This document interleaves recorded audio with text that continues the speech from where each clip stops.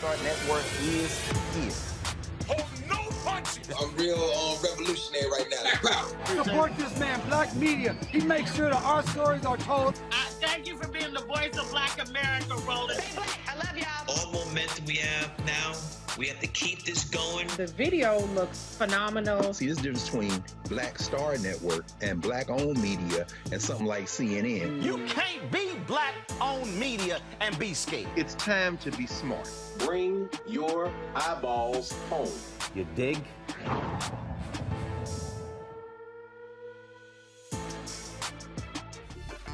Today is Tuesday, February 8th, 2022, coming up on Roland Martin Unfiltered, streaming live on the Black Star Network. The Human Rights Campaign says he was fired for cause, but the former president of the organization, Alfonso David, says it was discrimination. He's here to tell his side of the story. The Supreme Court's ruling about Alabama's congressional district sends a strong message about protecting voting rights, or actually advancing GOP voter suppression. A surveillance camera was found at the remote Pennsylvania hunting camp where Jamaican immigrant Peter Spencer was killed. We'll get the latest on the investigation from his mother and the president and chair of the Allegheny County Democratic Black Caucus. Congressional Black Caucus Chairwoman Joyce Beatty is demanding an apology after Republican Congressman Hal Rogers told her to kiss his ass over wearing a face mask. And two white men get arrested and are now free on bond after chasing and shooting at a black FedEx driver who was just trying to do his job. Folks, she schools folks on the basketball court. In tonight's Marketplace segment, you'll meet a Chicago artist whose painting skills are just as smooth as her crossover fadeaway jump shot. Y'all, it's time to bring the funk on Roland Martin Unfiltered right here on the Black Star Network. Let's go. He's got it. Whatever the miss, he's on it. Whatever it is, he's got the scoop, the fact, the find. And when it breaks, he's right on time and it's rolling. Best believe he's knowing. Putting it down from sports to news to politics. With entertainment just for kicks, he's rolling. It's on go, roll, roll, y'all. It's Roland Martin, rolling with Roland now. He's funky, he's fresh, he's real, the best, you know he's Roland Martin now.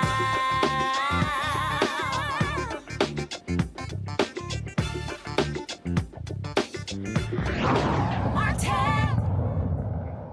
All right, folks, the first black president of the Human Rights Campaign, the largest gay rights advocacy group in the country, is suing the organization for racial discrimination and unequal pay. Alfonso David says he was terminated in September because of his race. HRC says he was fired for cause and his involvement in the case of former New York Governor Andrew Cuomo. He joins us right now. I'm glad to have you on the show. So let's walk through this. They say you were fired because you were involved in, depositions show, your involvement in aiding Andrew Cuomo, then governor of New York, that your actions in that case violated your contract. What say you? Well, first, Roland, thank you. Thank you for having me on. Thank you for what you do. I think we need to start from the beginning because in case folks don't know this, I worked in state government for 12 years. I worked as the governor's counsel for 4 of those years.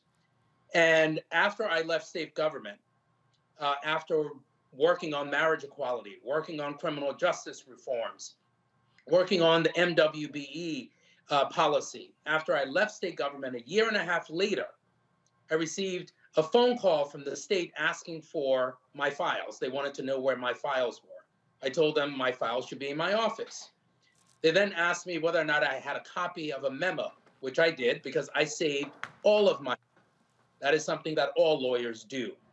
And in some states, you're required to do that. And I provided them a copy of the memo that I had in my possession, which I was required to do by law. After that, the Attorney General conducted an investigation into allegations against the governor that women had claimed that he had engaged in harassment, sexual harassment to be specific. And during their investigation, they asked to speak to me and told me that I was legally prohibited from speaking to anyone about the investigation or the fact that they were interviewing me as a result of their investigation. I was not the subject of their investigation. They were talking to me and a number of other people. The Attorney General then issues a report of their investigation. And in their report, they indicate that they spoke to me. The report wasn't about me. The report was about the governor. I then told HRC that they should do an independent probe because they were asking questions about my engagement. I said, do an independent review, and this will clarify the facts for everyone, which they agreed to do. And they also said they would be transparent in their findings. Fast forward 3.5 weeks later, the organization then asked me to resign without telling me the findings of their investigation. They didn't disclose a report, even though they said they would be transparent in their findings. And now they're saying they're firing me because I was interviewed by the Attorney General, because I worked for the governor, because I provided a report or a memo that I was legally obligated to provide. This is nothing more than basic race discrimination. And I'm not pulling at straws here. This is an organization that has already been accused of systemic racial bias. In 2015, there were the majority of employees in that organization said that it was rife with racial bias. Every single senior manager in that organization said they saw disparaging remarks against Black and brown people and other marginalized groups. And guess what? When that happened in 2015, their white president was not fired.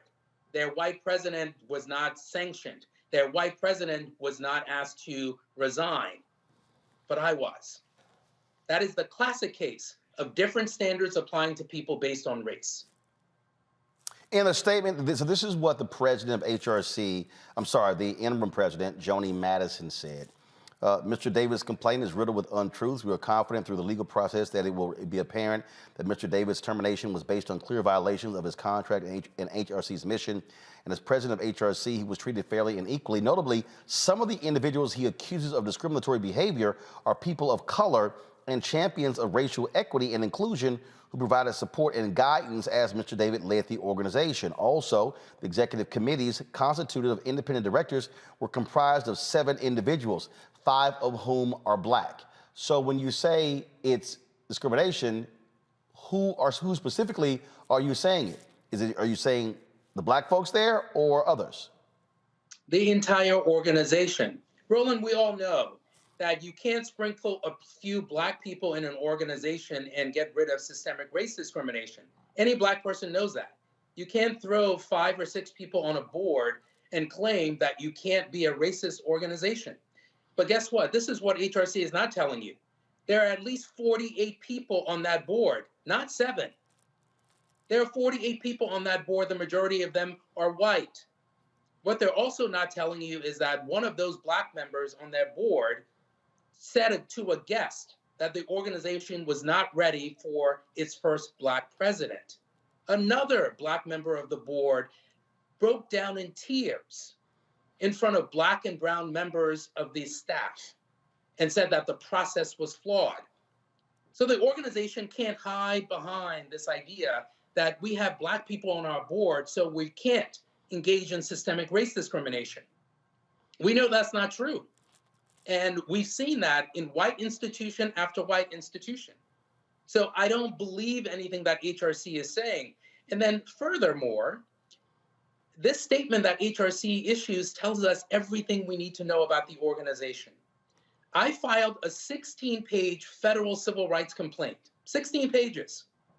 On the same day, 3 former employees of the organization, all Black and brown, told the press that the organization was rife with racial discrimination. What does the organization do? Do they conduct an independent review? Now you've heard from 4 people that are saying there's systemic race discrimination. Do they hire an outside law firm to do a review? No, they issued a public statement. They go on a media campaign to tarnish my name for blowing the whistle. So this organization is telling us They're not interested in addressing systemic race discrimination, because if they were, they would have issued a very different response. But instead, they're saying we won't be dissuaded or we won't be deterred from our mission. So what they're telling us is our mission does not include Black and brown people, because if it did include Black and brown people, we would have responded very differently. They say that you worked to undermine one of the women who accused Governor Cuomo. This is what the New York Times said in their story announcing your firing.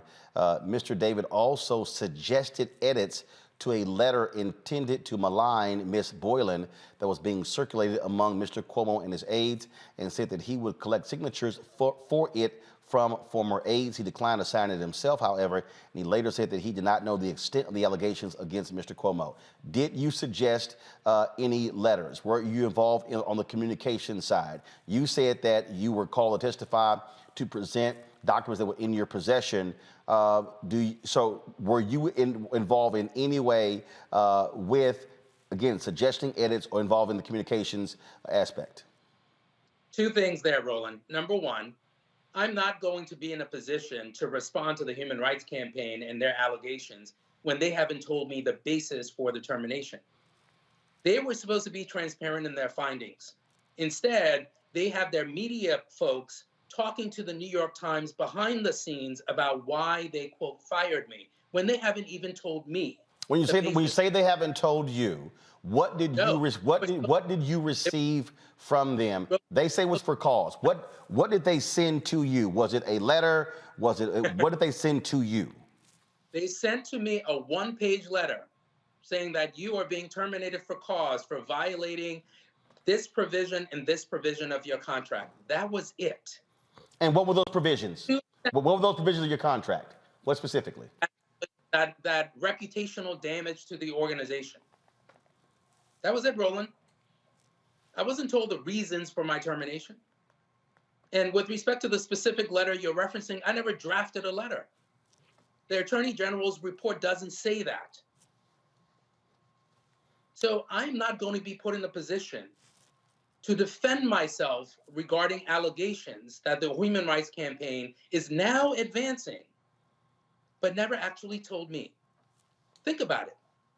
You work for an employer. The employer says, we're going to conduct this independent review and we're going to be transparent. And then the employer calls you and says, you should resign. And you say, what are the findings? And the employer says, we're not going to issue any findings. And you say, well, you have an obligation to tell me the basis for your termination. And then they fire you. Did they take this to mediation, arbitration? Did they try to settle? Did they offer you a severance package? Did you accept? Did you reject it? No. Answer to all of those is no. Without getting into the details here, we actually sought to engage with this organization and get more information. And we were told, their lawyers told my lawyers, there is no report. There are no findings that we can share with him. This is supposed to be a civil rights organization. Where's transparency? Where's due process? Think about an organization that's putting itself out there to be a, quote, civil rights organization. And yet they're going to fire the first Black president without being transparent and without honoring due process. And I said to them, Roland, if you don't want to disclose to the public your findings, you should at least disclose it to me because I'm directly affected. We're not issuing any findings. We don't believe we have an obligation to issue any findings. That was their position. Now, if I were white, this would be very different. Now, again, Morgan Cox, Jody Patterson, who serves as board chairs, they, according to their statement, they explain what the cause was. And then they say that an investigation was conducted through the executive committees of the board, constituted of the independent directors with the assistance of Sidley Austin. Following the completion of that investigation, the HRC and HRC Foundation boards of directors have voted to terminate Mr. David for cause effective immediately for violations of his contract with the Human Rights Campaign. And then they say in here, as outlined in the New York Attorney General report, Mr. David engaged in a number of activities in December 2020 while HRC president to assist Governor Cuomo's team in responding to allegations by Ms. Boylan of sexual harassment. They say it was a conflict of interest regarding the mission of HRC, material damage to HRC's interest, reputation, and prospects has resulted or may be expected to result. Then this is what they say. This damage is evidenced by the intense media surrounding this conduct, as well as hundreds of calls, emails, and other negative communications HRC has received from staff, members of the board of governors, volunteers, program partners, journal members, supporters, corporate partners, political figures, and more expressing serious concern with Mr. David's conduct and its inconsistency with the values and mission of HRC. So what I'm still trying to, so you say that you were compelled to turn the information over. They say you turning the information over constituted helping Andrew Cuomo's team. Did you turn the information over to Andrew Cuomo's team or to the Attorney General, Letitia James? Letitia James was not involved at the time, and I did both. Letitia James asked for any information that I have. I provided it to her as I'm required to do by law. So when they said you suggested edits, where's that coming from? So are you saying that didn't happen? And so therefore, if you say that didn't happen, where are they getting that from? We're talking about two separate things, Roland. So let's take a step back. The first is I'm a lawyer. There are rules that apply to lawyers. And when you are responding to a request for information from your client on matters that you worked on, you have to respond. Imagine contacting your tax attorney. Well, no, your former client, because you no longer work there. It doesn't matter. Okay. No. My point is, you were at HRC. You were no longer working for the governor's office. Go ahead. Doesn't, under the rules of professional conduct, we don't have to guess this. The New York University has already said I had a legal obligation to provide the information that was requested. This is not a guessing game. Okay. Rules exist, and they should apply to black lawyers in the same way they apply to white lawyers. So that's the first point. The second is, when the Attorney General conducted her investigation, they specifically advised me that I was legally prohibited from discussing the fact that I was being interviewed or providing any information to anyone. When you say they, meaning the Attorney General's office? Correct. Did you get that in writing? Did you present that to HRC? Yes. And Roland, this is what's fascinating, right? HRC knew all of this. They conducted their independent review. They have this information, and yet they are now claiming, and I don't even know this statement that you're referencing. I haven't even seen it, if it recently came out. So this is something new now. The bottom line is, HRC, you conducted an independent investigation. Where's the report? Where's the findings? I shouldn't have to guess about the basis for your termination. They can't answer that question, Roland. It's a very simple question. Where are the findings? You conducted an independent review. Where are the findings? If you were only going to rely on the Attorney General's report, there would be no need to do an independent investigation. But you did one. So where are the findings? Nowhere to be found 6 months later. The organization has not issued any findings. There is no report. And if I were to only compare that to what happened in 2015, when there was reputational harm.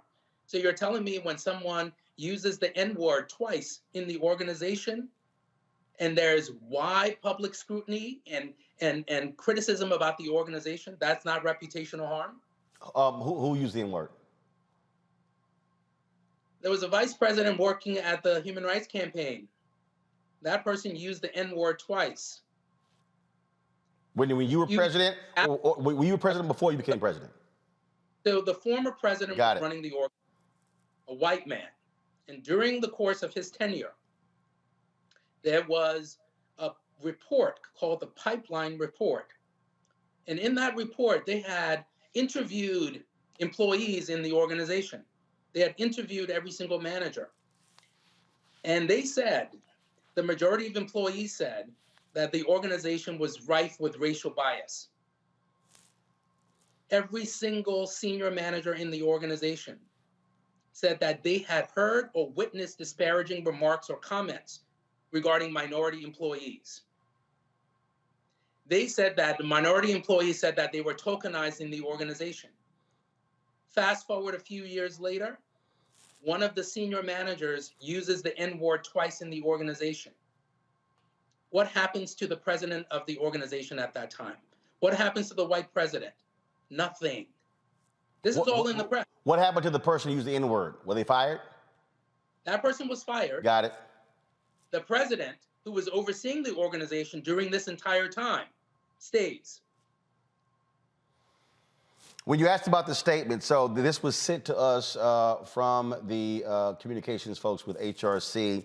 The first statement that I read from Joni Madison is dated February 3rd, 2022. The second statement from the board chairs is dated September 6th, 2021.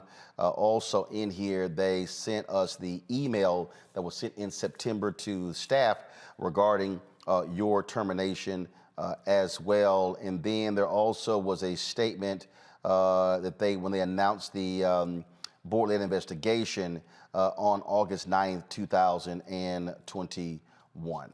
So those were the statements that they sent. I'm still trying to understand where they said that you suggested edits to a letter that you refused to sign, but you were going to get others to sign on for. Where did that come from? What are they talking about? Those are separate issues as well. There was a letter that someone in the governor's office drafted that they asked me and 3 other employees to sign, which we refused to sign. And I articulated to them why I was not going to sign the letter. The letter included facts or information that I couldn't verify. I wasn't there. I didn't have any personal knowledge. So they were drafting a letter of former aides of Cuomo to show that they stand with him and support him. Yes. That was the letter? That's a separate letter. So okay, so I'm trying to understand. They are accusing you of suggesting edits to a letter that you Correct. Didn't want to sign, but you said you would get other people to actually sign the letter. What are they talking? Like, what did you suggest any edits? What are they talking about?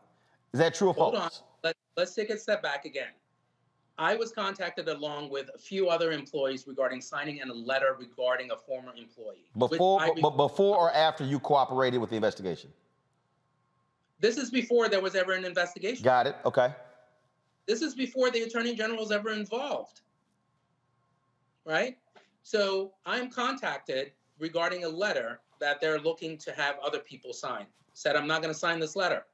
I don't know anything about some of the facts or references you're making. So they say fine and say why. I articulate all the reasons. They then came up with different letters over time. And the letter shifted from a letter focused on an individual to a letter that was actually talking about positive experiences people had within the administration. That is very different than what was forwarded to me originally. Got and it. HRC knows. Like, this is not a secret. They know this. But what they're trying to do is conflate the facts. And again, why are we, you and I, having a conversation about what HRC knew or didn't know? Why didn't they issue their report? They should have issued a report that was clearly articulating the facts as they saw them to determine whether or not my actions actually violated their policies. But they haven't done that. And they also failed to recognize that I am a lawyer. And I had a legal obligation to respond to the governor and to the governor's office regarding matters that I worked on. The letter that was submitted to me related to a matter I worked on. There's rules regarding the conduct of lawyers. And you can't apply a different rule to a black lawyer than a white lawyer. And what happened here is HRC simply panicked. Rather than going through the process and applying the applicable rules, They panicked. And they still can't explain why they are not addressing the issue of systemic race discrimination within the organization. They're silent on that. Instead, they're saying we won't be distracted from the work that we're doing. Well, I hope that the work that you're doing relates to Black and brown people. But it clearly is not. And that is one of the most important reasons why I'm filing this lawsuit. Last question, and that is, you talked about what was rampant when you were president. First of all, for the public, how long were you president? I was president for 2 years. When you were president, did you launch any initiative that specifically targeted any investigation or whatever to deal with what you describe as rampant racism in HRC? Oh, yes, several. I asked them to do a pay equity study because we determined that there were pay disparities within the organization where women, Black and brown people were being paid differently than white people. And during the course of my tenure before that could be implemented, I was fired. Second, the HR process within HRC was so broken that Black and brown employees didn't actually want to go to HR. So much so that I told them that the HR manager could not stay within that position anymore, and implemented new systems to make sure that employees felt that their issues would actually get addressed through HR. And then I learned subsequently that issues were still being withheld from me, even though I had implemented these changes. The problem within the organization is so deeply rooted, and this will all come out during litigation, because I have emails, I have voicemails, I have evidence to support the case that I've submitted to the court. And this will all come out. HRC is hiding behind this veneer of secrecy, right? It's an organization that has been operating in secrecy for such a long time. And now I'm challenging systemic racial bias within the organization. And I have emails, again, from donors that were criticizing me for talking about Black Lives Matter. I have emails and voicemails from people that are saying, why are we focusing on Black and brown issues? These are their donors. They can't run away from that at this point. You said you have emails from donors asking, why are we focusing on Black and brown issues? Correct. I have emails from donors specifically saying, I no longer want to be a part of the human rights campaign. After I submitted, I sent out a letter highlighting why Black Lives Matter. And there are certain donors that said they no longer want to be a part of the organization because I was making that a focus. And how did the board members respond to that? This is real, Roland. This is affecting the lives of so many LGBTQ Black and brown people working in that organization. And for them to try to erase us, for them to try to pretend that this is not a real issue is offensive. Oh, no, I know it's real. I mean, when you get the brother in Charlotte who became the first leader of the largest LGBT organization there, who resigned because he had folks who were white, who were LGBT, who were writing him saying, I'm not working with somebody who's Black. Look, like I've covered this issue. I've had brothers and sisters on my show, my TV1 show, who are same gender loving, who have talked about this as well. We dealt with this here when when GLAAD came after me. We raised those issues too in terms of the coverage of where Black folks were saying, hey, where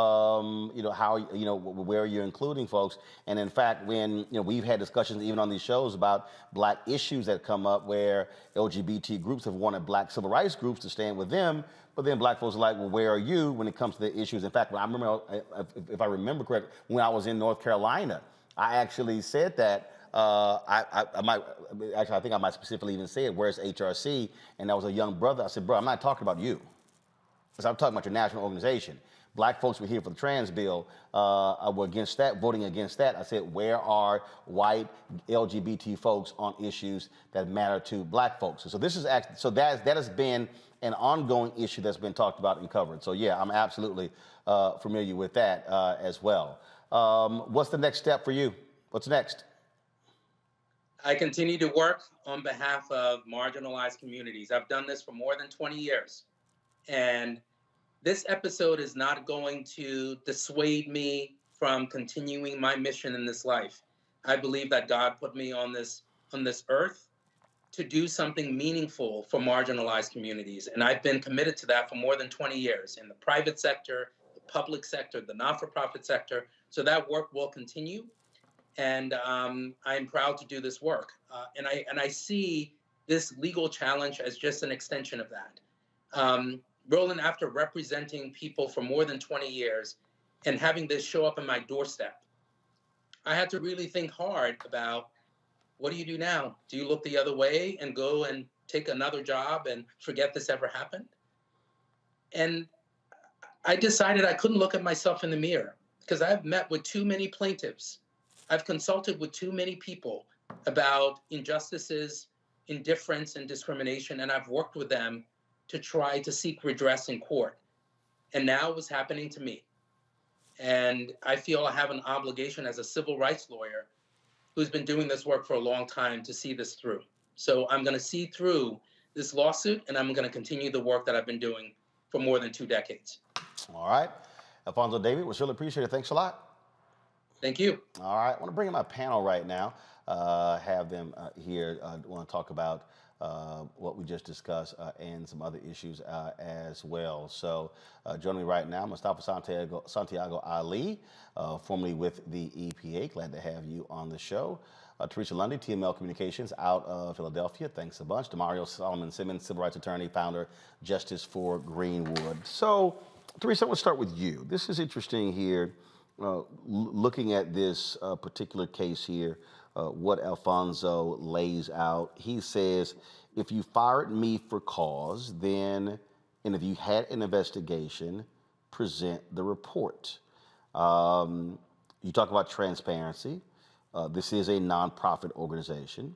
And should they publicly release a report where they investigated the allegations and then determined that it was true? Should they? Well, I am not a legal expert here. No, that's legal. But I'm talking about this is communications. Because if you release statements saying he was fired for cause, and you had an investigation, well, should you release a report that actually details that? Who did you talk to? How did you come to that conclusion? Things along those lines. I think it could be internal. So, I mean, if they wanted to release it to him and then Alfonso then wanted to release it to the public, that's a different story. I'm not sure if it really needed to be a public transcript. I think because he didn't receive it was the issue. And then that's probably what I think really on that. I don't necessarily think it needed to be a public report on why he was fired. I know I wouldn't want a public report of why I'm fired. I would want it in my email box if I was fired. But I think for him not to get it, I think that's a little disconcerting. Demario, again, he says that because he served as an attorney for Andrew Cuomo when he was asked to submit information, he had no choice. He says that he was told by the Attorney General, do not share with anyone your participation in this. He said as a result, he couldn't tell HRC that he had been called or compelled to give testimony, deposition, or whatever. Your thoughts? Well, good to see everybody. I don't know the specifics of the New York state laws. There are some processes that if he was a part of a grand jury investigation, then yes, it has to be public. It has to be private. My question was going to be, if I had the opportunity, did he actually receive a subpoena? You know, when you say you're compelled to do something, usually that means you received a subpoena. Because in my understanding, in my experience, if they just ask you for documents, you have the opportunity to say, no, I don't want to provide this to you. But I didn't get an opportunity. Even if you served as counsel for the governor? See, again, I don't know the specifics of New York law to be opined on that. I am not familiar myself of you working for a client and a third party asks you for documents, normally it's the client who has to waive what we call the attorney-client privilege. So in other words, Roland, if I'm representing you and then Mustafa wants me to give you some documents, that I worked on for you, that's attorney-client privilege, and you would have to be the one to say, yeah, DeMario, go ahead and give those documents to Mustafa. Now, I don't know, again, the specifics of New York law. Well, he worked for the governor's staff, meaning he was a state employee. So this was not like he was the personal attorney for the governor. Yeah, again, from my understanding, I got you. If he would have received a subpoena, then absolutely he has to provide any documents that he has in his possession. But if they just ask him for the documents based upon my knowledge and not knowing New York specific laws, I don't know why he would be compelled or have to give that particular information. That's number one. Number two, on the issue of actually releasing the report, I think it's important. Again, every state has laws on what can be released on people's employment background. Plus, there were probably other individuals who were investigated or who were interviewed whose information would have been in the report, and you would have been violating their privacy if you released that report publicly. At least that's what it would be here in Oklahoma and the other locations where I'm familiar with. What jumps out here, Mustafa, is, again, this back and forth. HRC contends everything was done right. He was informed. He had an opportunity to respond. And all of that. But clearly, he is saying, no, you fired me because you discriminated against me. Oh, he's asking for transparency. We have to remember that his reputation has now taken a hit from this. And if he is asking folks, okay, bring forward the report. One, let me see what's in it. And then I guess he would make a decision then if he wanted to share that with the broader audience. I know that he now has a case that's pending, so I'm sure that they would want to keep that information until that plays out over time.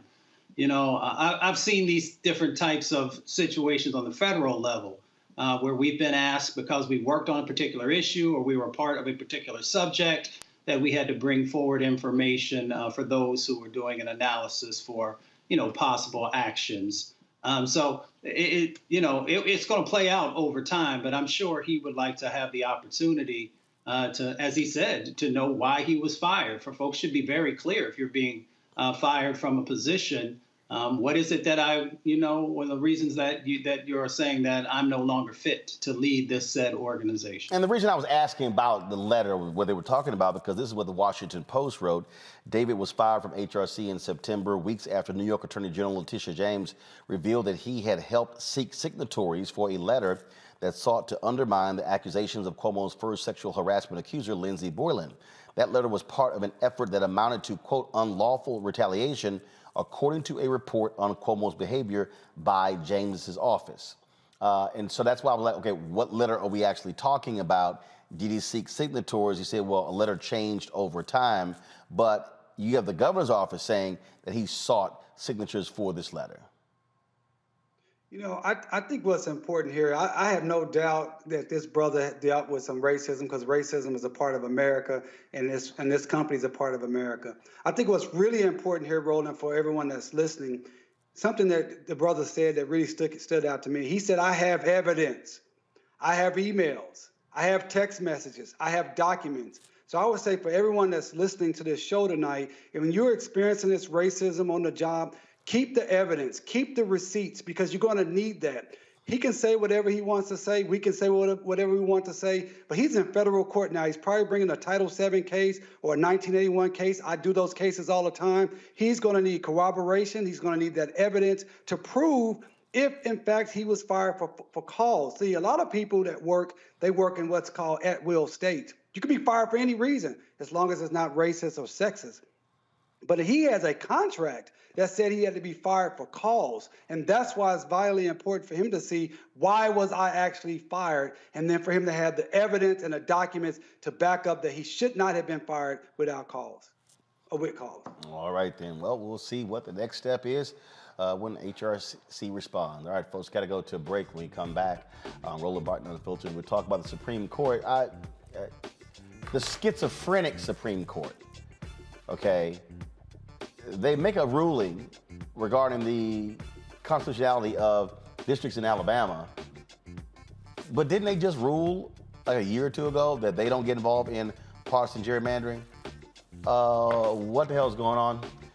We'll talk about that next. You're watching Roland Martin Unfiltered right here on the Black Star Network.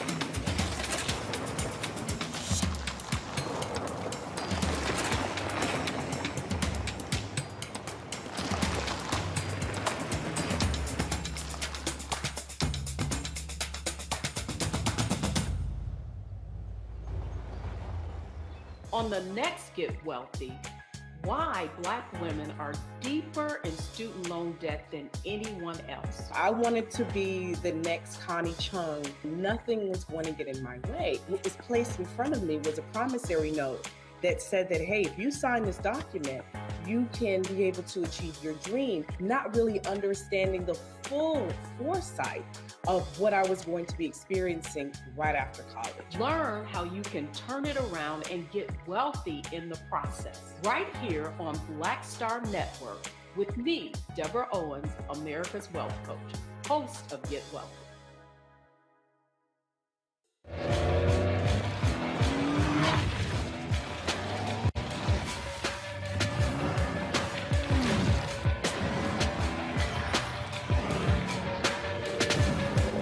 Pull up a chair, take your seat. The Black Tape with me, Dr. Greg Carr, here on the Black Star Network. Every week, we'll take a deeper dive into the world we're living in. Join the conversation only on the Black Star Network.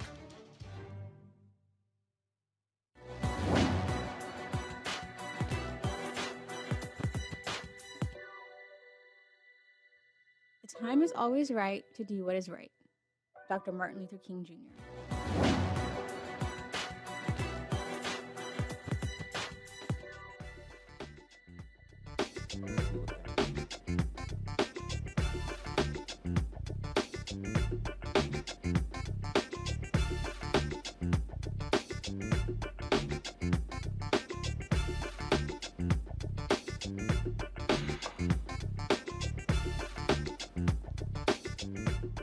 All right, folks, the Supreme Court rejects an Alabama ruling requiring states to redraw congressional districts before the 2022 elections. Actually, what they've done, they've actually stayed that decision by the federal courts. It boosts Republican chances to hold 6 of the state's 7 seats in the House of Representatives. Now, the High Court's 5-4 vote means next elections will fall under the Republican-controlled legislature's map, drawn with one majority Black district represented by Congresswoman Terry Sewell, in a state where, of course, more than a quarter of the population is Black. Now, here's the deal here. The federal courts ruled that the maps in Alabama were unconstitutional, violating the Voting Rights Act because African Americans were not being properly represented. They basically said there should have been the creation of a second district. By staying that, the problem now is they got to seek actually responses from both sides. So tomorrow, by the time they actually hear that, the primaries have already started.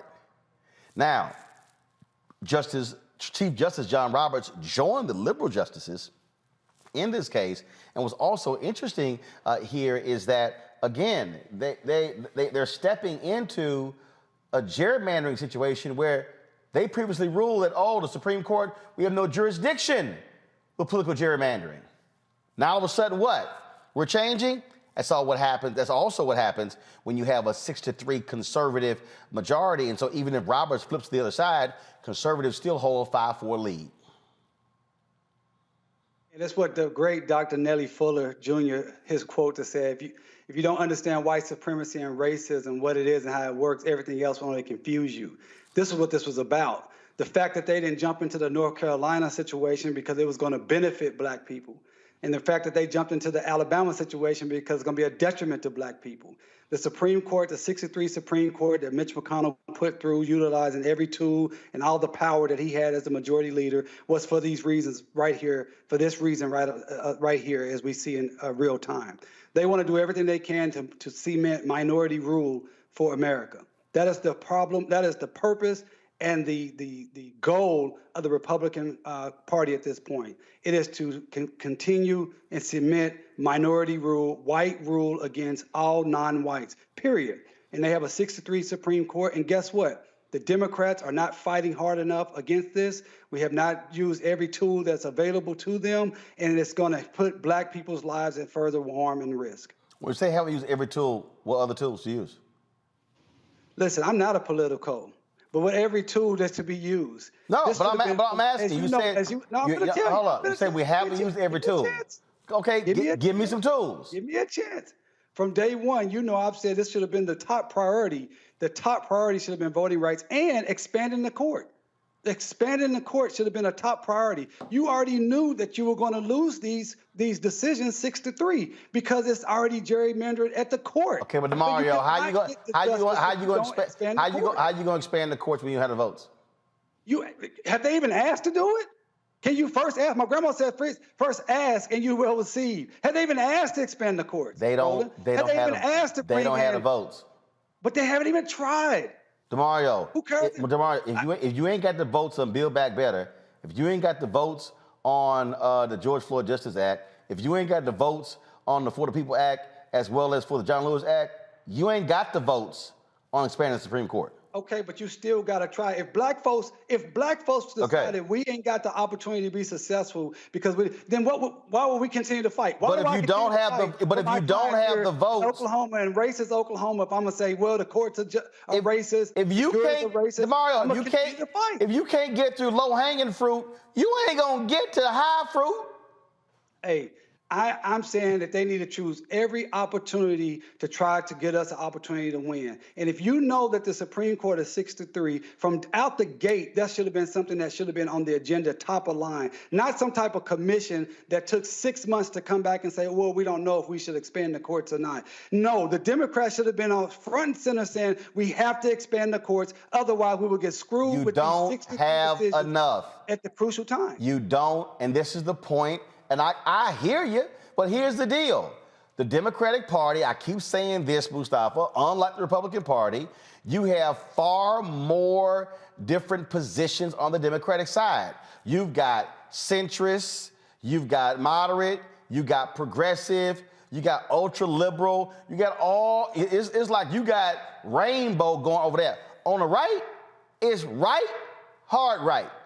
That's it. So the point is, I agree with you. I think they should expand the court. The vote simply ain't there. Well, I think we got to continue to push them. We can't. No. Hold on. You said continue to push them. No, what you have to do is you have to actually expand the majority. Because as it's presently constituted, 50-50, the votes are not there. Look, math is math. It ain't new math. It ain't alternative math. And so that's where we are right now in terms of where you're dealing with this court. It's 50-50. If one person says nope, it's all dead, Mustafa.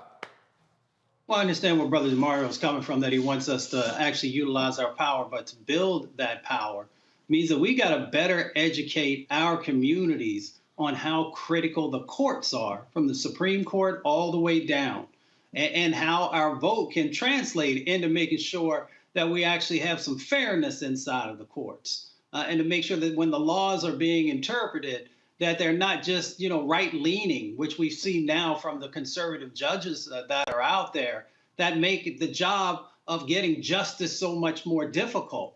So we have work to do in actually making the investments and teaching young people and students, how important the courts are and how we utilize our vote to get there, and then all the way up, to our elders, who some of them know because they lived through the 60s and the 50s.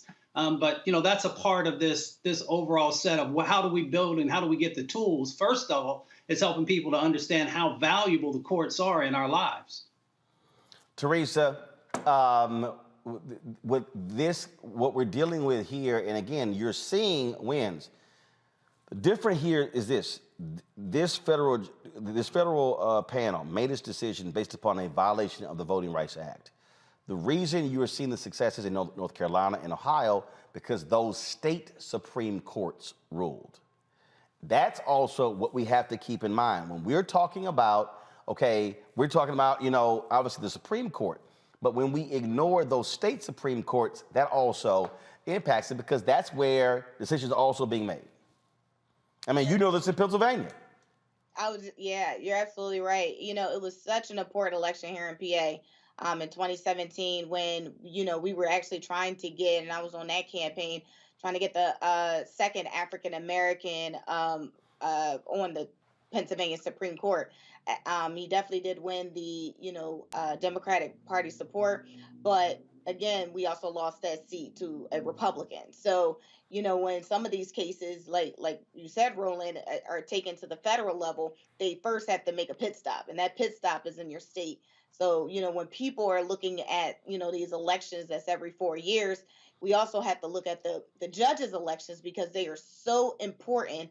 But I think, as Brother Mustafa had already stated, education and educating people about what these seats that the judges present, and some of those civil rights and, and some of the voting rights and some of these issues. I mean, look at Bill Cosby. He's out, right? Because of the Pennsylvania Supreme Court, not the federal Supreme Court, ruled in his favor. So there's so many things that happen at a local level. And even though it's not a local community type of situation, some of the issues that come up statewide are local problems that can either, change some of the dynamics that's on the federal side, or keep it the same on the local side. Absolutely. Go. Another aspect of what I can say, they can use more power. Like here in Oklahoma, right, we have two very racist conservative senators who will not want to block any judge that the Biden administration may want to put forth. But they haven't put forth anybody yet. And that's like that in a lot of red states, where they're waiting for these conservative senators to acquiesce and say, okay, we will bless this particular individual to be an actual, what we call an Article III judge. We need them to move forward the way Trump did and nominate people, even in red states, put them on the bench right now while we do have the votes. But they are. They do have that is happening. In fact, I happen here in Oklahoma. Okay. In fact, what Senator Dick Durbin has done, what he said same thing y'all did under Trump, we gonna do. He's not allowing them to submit blue slips where if a senator submits a blue slip and say that then they say, hey, they hold off on that particular nominee. He said, we're using the same rules that y'all have done. That's why Biden has not actually nominated and confirmed the highest number of federal judges in 1 year than any president in history. And 24% of the federal judges that he has appointed have been African American. Yeah, but Roland, you got to look and that's a great stat overall, but look at the states. Look at the red states. Look at the Mississippis, the Alabamas, the Texases, the Oklahomas. Those states where we need the more progressive judges more than any place. Those people are not on the docket, and we're now almost into the second month, halfway to the second month of 2022. How many open positions in those places as federal judges? Because part of the deal here is you can only put someone forward if you have a vacancy in those states. So how many federal judicial vacancies are there in Oklahoma? There are at least 3 judicial vacancies in Oklahoma that's necessary, particularly with the McGirt ruling, where we have the Native American reservations having more power. Our court systems are jam-packed. They are bringing judges all around the nation. In fact, my deputy director is on jury duty right now, and so judges are coming from all over the place, and lawyers. Roland, right now, we don't have a permanent U.S. attorney here in the Northern District of Oklahoma that's been nominated by this administration and pushed through. I'm telling you, they're not going as strong and as fast as necessary. We need to put as many progressives on the judiciary bench right now, right now, right now. So I'm looking here at the various, I'm pulling up right now, the federal vacancies, current federal judicial vacancies that lays it out. And then I'm trying to see, right, give me 1 second. I got to cancel this here. So we got, okay, so go to my computer, please. Do you see it? All right, not sure why this map is not coming up. But I'm seeing. While you're doing it, let me tell you something else. Hold on. Hold on. In the western portion of Oklahoma, there are 0 federal vacancies. In the eastern portion of Oklahoma, it says there are 0 federal vacancies. Then it says in the northern district, it says there are it's 25%, but that's percentage, but it doesn't tell me how many positions that is. But let me explain that. Hold on. In Louisiana, I'm going through here. I'm looking at percentage of vacancies. So like in Mississippi, Southern Mississippi, 0% vacancies. Northern Mississippi says 33, and then you have in Alabama. There's only one section of Alabama where you have vacancies. You do not have for the other 4 areas. For the other 3 areas of Alabama, there are no vacancies. Go ahead. Yeah, but so the vacancies are by percentages, but also we have to understand some inside baseball here. When you have judges who are on what's called senior status, okay, they may not have actually retired, but they're on senior status. They're not actually taking cases, or they may take 1 or 2 cases, and they're waiting for a new replacement to come on. So technically, there's no vacancy, but they're not actually hearing cases. This is what I'm talking about. This is the type of education, as my sister They may has not stated, be hearing cases, but they still have to retire. But this how this works is when they know they have somebody who's going to replace them. This is what Republicans do so much better than Democrats. No, actually, what the Republicans do is go to people, push and prod them to retire. What you had is, exactly. but that actually has been happening as well.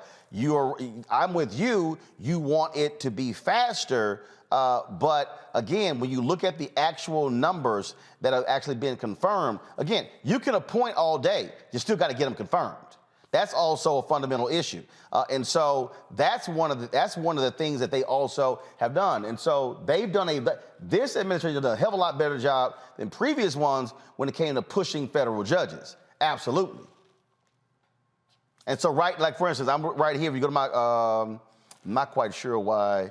Let me just see why we're not seeing my computer here. Let's see if this will do it. Hopefully this does it.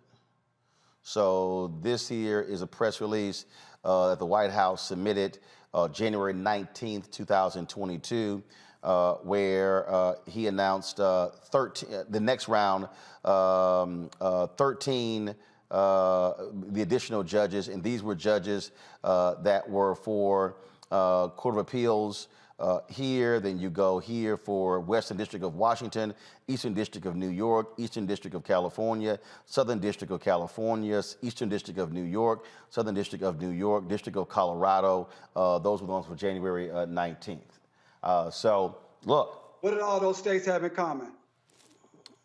What do you mean? What did all those states have? Are any of those red states? Any of those states where no, hold up. See, you can be a red state or a blue state, but depending upon what the federal judicial area, there could also be a red area of a blue state. We got to remember, okay, Michigan is a blue state, but outside of 2 or 3 cities, that's Alabama. Pennsylvania is a blue state, but outside of Pittsburgh and Philadelphia, that's Alabama. And so that's the other deal as well. You have areas of those states where you have that are very conservative. So if you talk about Western New York, upstate New York, that ain't like, you know, super blue. So you have that as well. And so I understand your point. What I'm also saying is you've got areas in state, like you take Minnesota. Minnesota used to be a hardcore blue state. It's a lot of red outside of Minneapolis and St. Paul. So we got to just recognize how these things are happening as well. Hold tight 1 second. We come back. We got to talk about this case out of Philadelphia. So, excuse me, out of Pennsylvania. Remember the Jamaican immigrant shot and killed by these 4 white guys? Well, apparently a camera could have captured what took place. When we come back, we're going to talk with his mother. Folks, you don't want to miss this. You're watching Roland Martin Unfiltered on the Black Star Network. Don't forget, support what we do. Get the app, Black Star Network. Folks, I just got the text message. We're about 153 or so away from hitting 30,000 downloads. So let's get it going. Download on your Apple phone, Android phone, Apple TV, Android TV, Roku, Amazon Fire, Xbox, and Samsung Smart TV as well. You can support our Bring the Funk fan club, folks, of course, at Cash App, $RM Unfiltered, PayPal is R Martin Unfiltered, Venmo is RM Unfiltered, Zelle is Roland@RolandSMartin.com, Roland@RolandMartinUnfiltered.com. So please hit us there. And we come back again. You don't want to miss this conversation we have next, folks. We'll be back in a moment.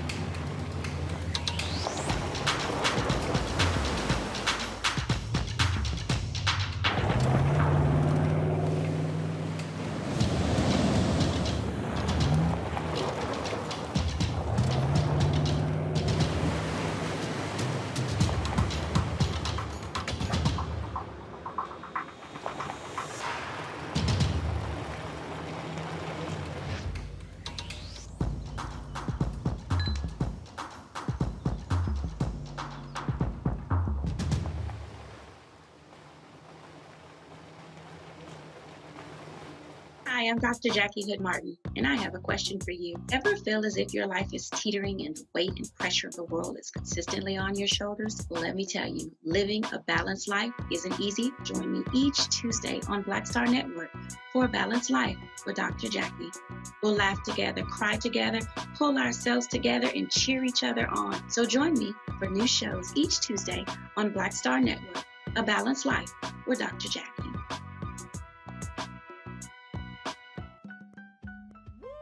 We're all impacted by the culture, whether we know it or not. From politics to music and entertainment, it's a huge part of our lives, and we're going to talk about it every day right here on The Culture with me, Faraji Muhammad, only on the Black Star Network.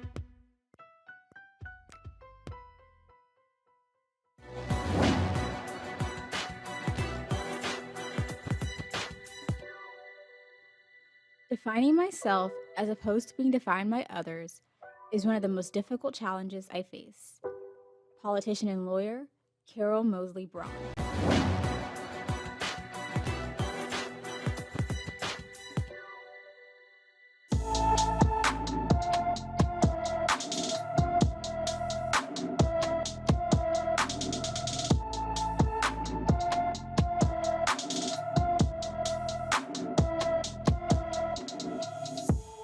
All right, folks, we always focus on black and missing.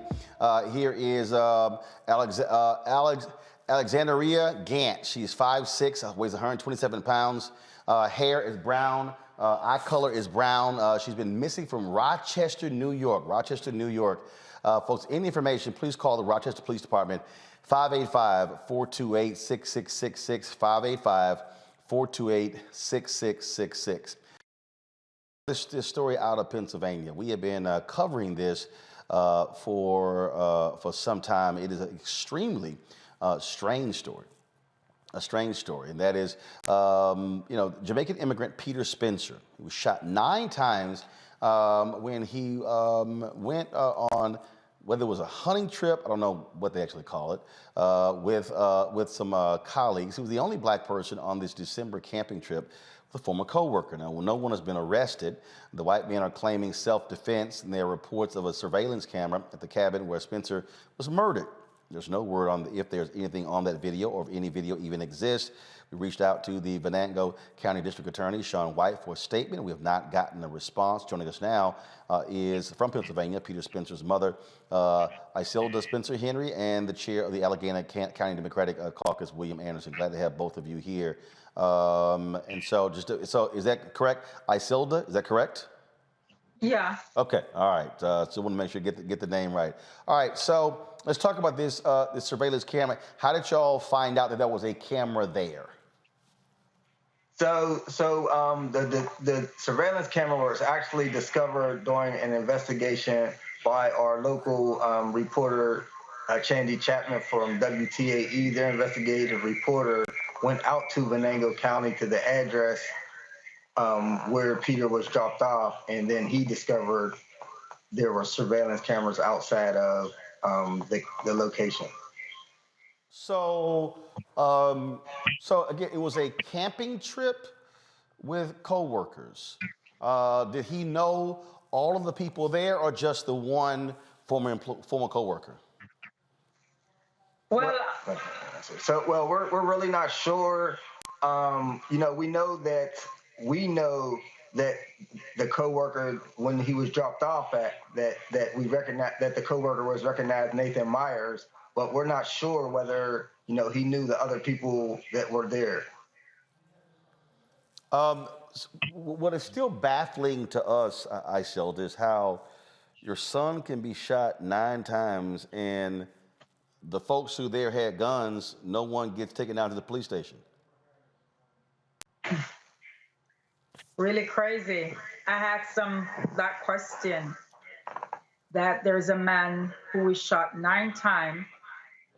No one else got shot, but at the same time, no one is held accountable for it. So I stand up and argued with the police. I said, you're not doing your work. So what has been the response? I reached out to, sent an email to the Jamaican ambassador to the United States, have not heard from him. What have y'all heard from Jamaican officials?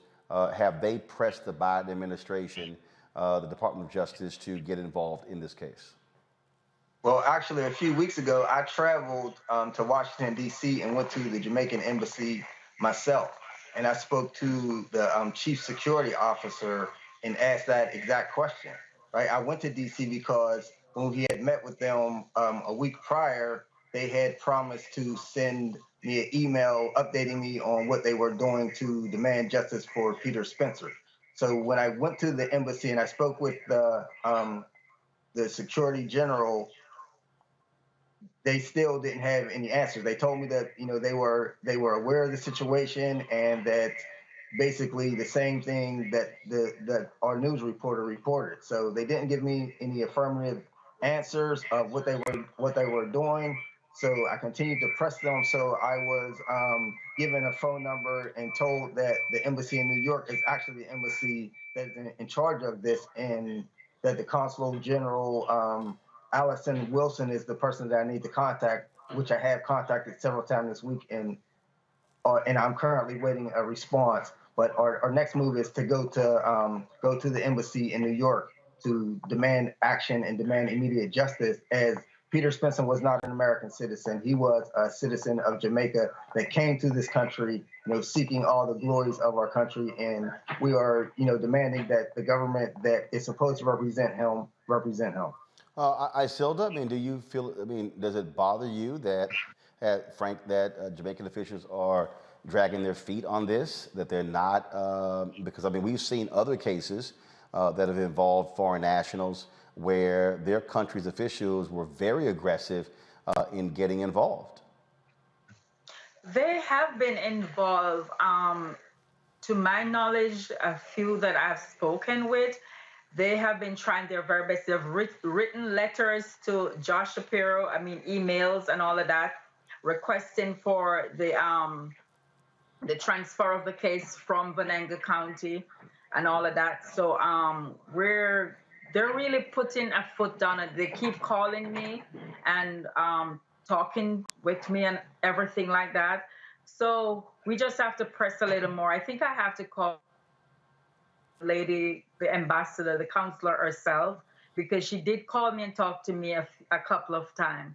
So I'll have to get back to her also. Yeah, well, I just think that's critically important for them to be very much involved, because if they then begin to put pressure as a nation, then all of a sudden that begins to impact this and change this as well. So as it stands right now, the 4 men who were involved, they're walking around free. Is there a actual investigation taking place? Who's actually leading this investigation? Is it the local DA in Allegheny County? Is it the state? What's going on? So currently, this case is in the Allegheny County case. Right, we're in Allegheny County. We're residents of Allegheny County. Peter was a resident of Allegheny County, but this happened in Venango County. So we're needing pressure from everybody. All the officials from Allegheny County need to be calling out to the Venango County District Attorney Deshaun White and demand that he turn this case over to Attorney General Josh Shapiro. So because of the laws in Pennsylvania, without that reference of the case to the Attorney General cannot get involved with this case. So we're demanding that everyone get involved. We need to hear from elected officials in Allegheny County and across across the country and across the world to put pressure on the Venango County District Attorney so that we can get justice for this family, right? It's been almost 2 months. Tahila Spencer is Peter Spencer's brother. He also joins us. Tahila, just your thoughts about this case and what's going on. Yep, you're there. We got you. Talk. Go ahead and talk. I think you're on mute. I turned it there up. You go. Now you're good now. Go ahead. Hey, how you guys doing? My name is Tahila Spencer. I'm Peter's brother. I don't know. What did you guys? What I asked is, obviously, this has been 2 months, and not enough has been done. What are you asking folks to do? What is it that you want to happen, whether it's the Jamaican government or the Department of Justice? Yeah, we haven't heard any response yet from the Prime Minister of Jamaica, Honorable Andrew Holness, and we're expecting someone to stand up for our Jamaican brethren that was basically cut down. His life was cut down so short. This whole thing is definitely, you can see the whole thing from a mile away. It's definitely a weird situation, a weird case. They're playing, I feel like they're playing mind games with us, the way they're handling it. And it's just weird the way it's being handled. So definitely somebody needs to step in. Somebody needs to stand up for my brother. Somebody with authority that actually can, help us get the answers that we're looking for. Honestly, I really just want to know what happened. I really just want to know. And the people that did this get brought to justice, and so other than that, I don't know, anything I've said before, and nothing I can do can bring my brother back at this point. Like I said, I don't know if anything at all will bring me any kind of consolation or any kind of closure at this point, but something has to be done. Yeah, look, someone is shot 9 times and killed. You certainly want answers, and so far we do not have enough answers. Let me thank all 3 of you for being with us. Please keep us updated on what goes on with this particular case. It certainly makes no sense whatsoever. You just don't go camping with somebody and you get shot 9 times and it's no big deal. Nothing, like as if that was sort of an accident. That just makes no sense whatsoever. Yeah. Yes, yes, thank you. I agree totally. And we just want to, let the mom tell the world what type of person, people, how what some of his dreams were coming to this country. Peter was always an affectionate person, very caring. People might think that because it's my son, I'm trying to put over, but it's not, because we hear from people that I've never met before, that I don't know, and that's the same thing they come with. He's a person who worked hard for whatever he have or whatever he want to attain. He put his shoulder to the wheel. His friend would say, oh, this little mother picnic so strong. To what he lift. He's not afraid to lift or to do whatever he has to do to make his living. He was a construction worker. He was a salesman. He was also a chef, where we all cook together, and make everybody happy. And he's passionate about whatever he have in his dreams, and he go after it. He don't just speak and stand back. He work towards it. All right, then. Well, we certainly appreciate that. And again, keep us abreast, and we'll do all that we can as well to help all of you get answers to this sad story. Thank you, guys. Thank you, sir. All right, I appreciate it. Thank you very much. All right, folks. Raphael Warnock, U.S. Senator, pastor, of course, Ebenezer Baptist Church there in Atlanta. He is running for re-election for a full 6-year term to the United States Senate, and he has dropped his first campaign ad for his re-election bid. Watch this. People are tired. People have seen what they worked their entire lives to build turned upside down at a moment's notice. They're wondering when things will get back to normal, and at the same time not knowing what normal even means anymore. At my heart, I am and always will be a pastor. That means going to work for my congregation. It means understanding the challenges you face and then doing my best to make a difference. Every day I carry your concerns with me. That's why I've worked so hard to protect and create jobs. That's why I know we must make healthcare more affordable. That's why I'm cracking down on the corporations who are raising prices out of control. What I want the people of Georgia to know is that I see you. I hear you. I am you. I understand the work that I was sent to the Senate to do, and that's what I intend to keep doing for Georgia. I'm Raphael Warnock, and I approve this message. Well, the one thing we did not see there, Mustafa, the puppy, that was ubiquitous in many of his ads when he was running in 2020. Obviously, when you run as an incumbent, it's a little bit different. Of course, he's going to be facing a stern test there. Republicans want to take him out. They're running several folks. Herschel Walker is the Donald Trump choice on that side. Polls are showing us a very tight race there. And so this is going to be one of the critical seats Democrats must hold if they want to expand their majority in the U.S. Senate.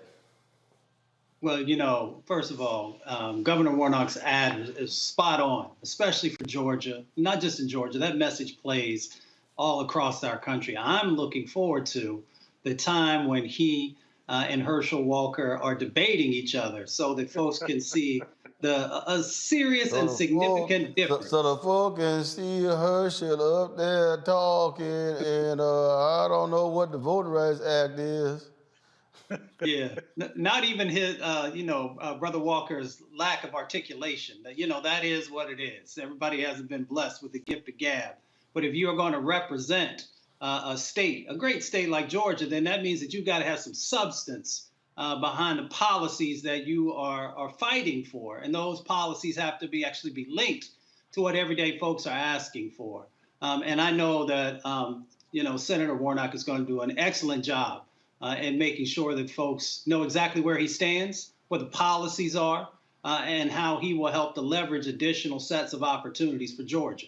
And this is the point that Teresa, that we keep talking. I mean, people can sit here and they can yell, holler, scream, and say what should happen, what needs to happen, all sort of stuff. Look, this is the bottom line. If you don't vote, if you don't realize the role that plays, not just when it comes to policy, but what we were talking about when it comes to those federal judges, then you don't understand politics. The reality is this here. You're going to have critical races. The Democrats are trying to hold their seats in Georgia, Nevada, okay? But as I have been saying, you hold the line there, and you're able to win Wisconsin, we're able to win Pennsylvania, able to win potentially Ohio. Florida's going to be real tough. You got North Carolina. Hey, you pick up North Carolina, Wisconsin, and Pennsylvania. Now all of a sudden, it's 53-47. It changes the dynamics there. And so people, we talk about you have to connect the dots. You have to connect the dots. Primaries are coming up very soon. In Texas, we're voting in March. Not sure when the primaries are there in Pennsylvania. You have, of course, several people who are running for the U.S. Senate seat there, Democratic and Republican side as well. These are going to be critical elections that are going to determine will you have the votes to break the filibuster to pass the George Floyd Justice Act. And so I know people say, man, we did our part in 2020. Yeah, but guess what? You got to do your part in 2020, 2021, 2022, school board races, county races, city races. Hey, this ain't just, hey, I did it one time, I'm out. Yeah, the essence of politics is about engagement from the local level to the state level to the federal level. So when we are talking about the primaries right now, in Pennsylvania, we're also dealing with redistricting. So people are not sure what district they're actually running for and if they'll be running in the same district if they are incumbents. So if we look at some of the primary elections here, accordingly, it's supposed to be May 17th, but it actually could be pushed back to June. And so that decision still hasn't been finalized or made. So you have everyone trying to make their own individual plans about what's next and what could potentially happen. But you're absolutely right. If we continuously talk about the education of some of these local elections and the importance of these state elections, it absolutely can change, how a state like Pennsylvania and some other, red and states that actually has some blue components, that it can really just change the slate and it change some of the activities. So I think part of it is, again, just making people aware and making sure, whatever party, obviously the Democratic Party needs to make sure that every election that there is a budget for educational purposes so people know when to vote. Why am I getting these emails about, individuals either from the federal level or from the state level or local level are asking us for donations? That's because there is some election coming up and they need to be involved. DeMario. Yeah, I agree with Mustafa and Teresa. And when she's talking about a budget, I want to see the Democrats put money into the hands of people like Teresa to build power within the political system, building businesses, advertise with people I think Teresa agrees with you on that one. I think she agrees with you. I think Teresa agrees with you on that one. Absolutely, and they need to advertise, and I appreciate the ad by Senator Warnock. I'm a big fan of his, and I hope that he spends money with black media. But Roland, if you just give me an opportunity, I'm still so touched by that family that we just talked to with the brother from Jamaica. As you know, I handle these type of cases all over the nation, and to know that they're not getting any cooperation from anyone there in Pennsylvania, it really breaks my heart. I would hope if they're listening that they will find a lawyer that can open up or file a wrongful death lawsuit, and they can conduct their own discovery to try to get some answers. No one is shot 9 times by accident.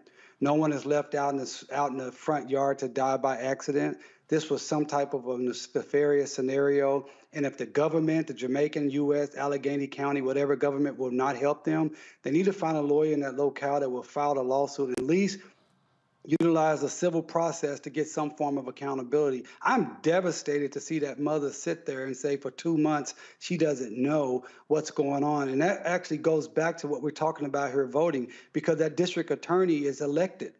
And so that district attorney he's not protecting or not serving all of the people in that particular locale. So that's another reason we have to be engaged in everything. But I hope if they're listening, I hope you can get you an attorney to file your wrongful death lawsuit and try to get some answers for your son. All right, then. All right, folks. Congresswoman Joyce Beatty, of course, of Ohio, she's the chair of the Congressional Black Caucus, sent out this tweet earlier today. She was not happy at all when Kentucky Congressman Hal Rogers poked her and said to her, "Kiss my ass," when she asked him to put on a face mask. This is the tweet that she posted. Today, while heading to the House floor for votes, I respectfully asked my colleague, Representative Hal Rogers, to put on a mask while boarding the train. He then poked my back, demanding I get on the train. When I asked him not to touch me, he responded, "Kiss my ass." This is the kind of disrespect we have been fighting for years and indicative of the larger issue we have with GOP members flaunting health and safety mandates designed to keep us and our staff safe. Representative Hal Rogers, when you're ready to grow up and apologize for your behavior, she wrote in the tweet, "You know where to find me." Well, it didn't take Sister long to get her apology. I was just about an hour ago. I was just checking to see what the latest was, and Hal Rogers tweeted this about 6:30. Let me pull this thing up. Here we go. Give me 1 second. Here we go. He tweeted, "This afternoon, I met with Representative Beatty to personally apologize. My words were not acceptable, and I expressed my regret to her first and foremost." Well, you should, you arrogant son of a bitch. This is the kind of crap that we see in Congress right now with many of these Republicans.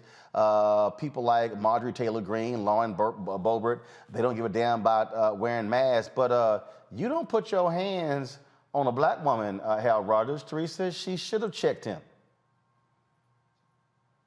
Absolutely. I mean, look, the comfortability here, is just a bit alarming. It's the traditional privilege. It's the outlandish remarks. I'm glad she did it, but I know she wanted to do more. So I am absolutely happy that she kept her composure. But part of it is, it did have to be, the alarm had to be sounded on this guy. Because part of it is, if one feels comfortable, then everyone else starts to follow suit. So good for Rep. Betty. You poke me. That's asking me to smack the hell out of you, DeMario. Man, I'm enraged by that. As you know, I spent a lot of time this last year with Congresswoman Beatty with the Congressional Black Caucus. I cannot believe that. I wish that she would have filed a police report, because that is battery. When you touch someone else, that is a crime. And then when he said, "Kiss my ass," that is actually, I would say, assault. He was putting her in imminent danger of being touched or harmed even further. These white supremacists like that, they cannot feel comfortable, as Teresa just stated. They need police reports. If this happens to you out in the real world, people that are listening, file your police report and file a civil lawsuit against these folks. Let them know that they have no right to touch us and treat us as property. How dare him do that to not only a black woman, but the chair of the Congressional Black Caucus, one of our leaders in this country. It enrages me to hear that. I did not know anything about that, and I certainly will be reaching out to Congresswoman Beatty and expressing my support for her and anything that I can do personally to help her with this situation. This is ridiculous. Well, of course, you can't know everything. That's why we got Roland Martin Unfiltered. See, that's the whole point of the show. Mustafa, what you dealing with? You do a great job, my friend. Yeah, I appreciate it. What you dealing with, Mustafa? You're dealing with some arrogant Republicans who are emboldened by Donald Trump, who want to flout masks, they want to flout mandates, they don't care. And you know what? They got to be chin checked. Oh, without a doubt. And, to Representative Rogers, at one time, you had a person in your life by the name of Cynthia and Shirley, your former and current wife. And then you also have a daughter named Allison. So if someone did that to Allison, how would you feel? What kind of repercussions do you think that individual would have needed to receive if they'd done something like that? So we understand the dynamics that are going on. They don't see us quite as full humans. They don't see us and they don't respect us, no matter what our titles are, no matter how many letters we have after our name. These folks continue to see us the same way that their grandparents and their great-grandparents did. The difference is we are no longer silent, and we will no longer allow you to punk us. So we will utilize every tool that's in our arsenal to check you. And these white supremacists, white nationalists, they don't like getting checked. So today, the U.S. Senate, there was a hearing for one of President Biden's nominees, who's an expert on anti-Semitism. Oh, Lord, crybaby ass Senator Ron Johnson of Wisconsin, who's been saying some of the most foul stuff, sucking up to Donald Trump over the last 5 years. He took offense to a tweet where she called something he said white supremacy, white nationalism. Watch this exchange today in the U.S. Senate and listen to this crybaby. You call me names. Let me ask you a question. If somebody came up to you privately, quietly, and said, you're a racist, you're a white supremacist, you're a white nationalist. By the way, I do not believe you are.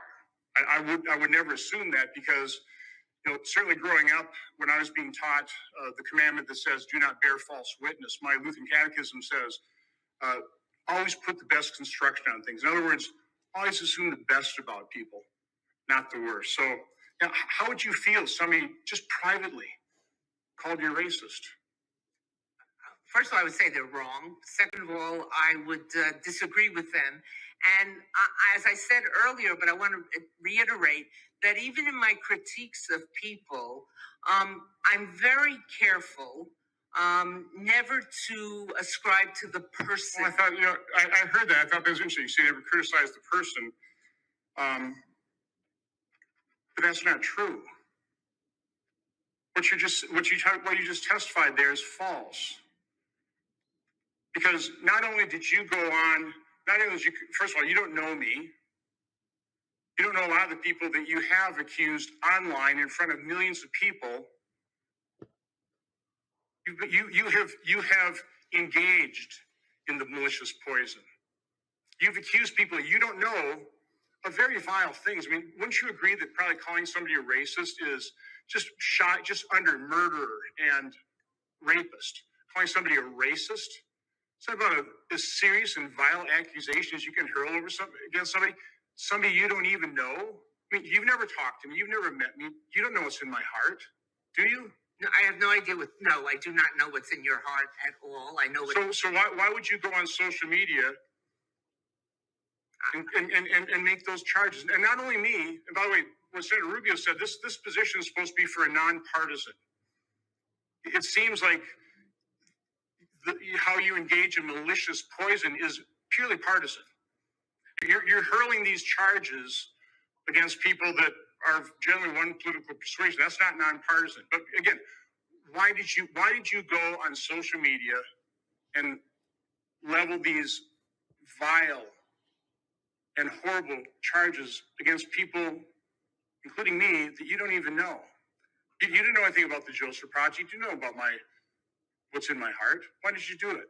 Well, first of all, I don't think, as far as I can tell, and I'm happy to have this conversation further or right here, call you personally, or I don't call people personally. No, we all know the tweet. It's right here. Right. Okay? You said it's pure and simple. White supremacist nationalism. And then you refer to articles that continue the charge. Do you feel bad about that at all? I mean, do you retract that? I mean, what's your current position on this? Can we allow the witness to answer your questions? As I said earlier, it was not nuanced. I would not do diplomacy by tweet. While I may disagree with what you said specifically, and I think that's a legitimate difference, I certainly did not mean it, and I'm sorry if it was taken, and I'm sorry if I made it in a way that it could be assumed to be a political at the person personally. Well, listen, I appreciate your apology, and I'll accept your apology. It's more than, for example, what the chairman of this committee has done, and other members who've also, callously and cavalierly hurled those same charges that I would consider our malicious poison to our body politic today. But again, appreciate the apology, but I think somebody that has had a 30-year professional career ought to know better. And when you're being nominated and considered for confirmation to position of diplomacy representing the United States, I certainly cannot support your nomination. I hope my other colleagues won't either. You're just simply not qualified for it. But I wish you the best in life, and I do accept your apology. You know what? We had to deal with 4 years. No. Let me take that back.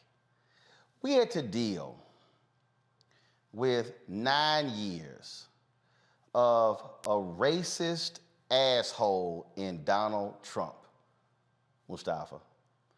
We had to deal with this man attacking black women, trashing people on Twitter until they ban his punk ass.